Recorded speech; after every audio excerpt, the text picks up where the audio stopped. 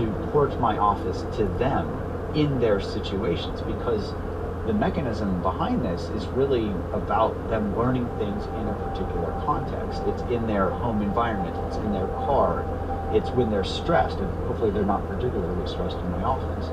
So that was a big aha for thinking, well, there's got to be a different way to do this. But I can also imagine that looking at these patients from your window, I mean, they've just come in to see you, you've given them the best advice, and you've communicated all the right health messages, and they step outside and walk to the parking lot and light up. And at some point, if you're a doctor looking at the scene, there has to be a sense of futility, a sense of helplessness there. Oh yes, it's tremendously humbling. I ate a lot of humble pie. So you had a moment at one point where you were working with a group of patients. These were women who had issues with eating. I understand it was just after 5 p.m. on a Thursday evening. Paint me a picture of the scene, who these women were, why they were talking with you, and what happened. Yes, in my outpatient clinic, we would have these group medical visits where people with similar conditions, I could kind of work with them all at the same time as a group. And so I collected a group of individuals that happened to be all women at the time, who were really struggling with binge eating disorder, a very severe clinical disorder where they basically just can't stop eating in certain situations. And so I was really excited to get started, trying to help these people.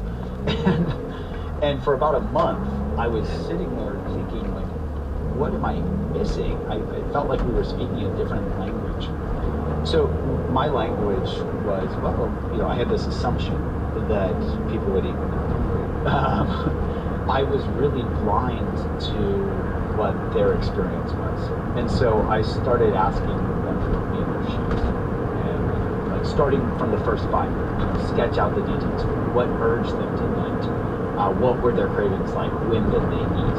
So they all started talking at once, like, oh, finally, he wants to understand our world. It's like another humbling experience for me. And so they were describing all the different times and triggers that led to binge. It could be time of day, it could be different emotions, it could be people. They were recounting how their cravings and urges really were the same relentless drive to eat.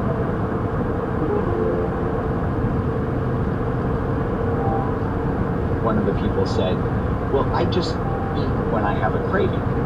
And then I was thinking, tell me more about this, like, what are the cravings like when you're hungry? Everybody was quiet. Hunger. I have an urge and I eat.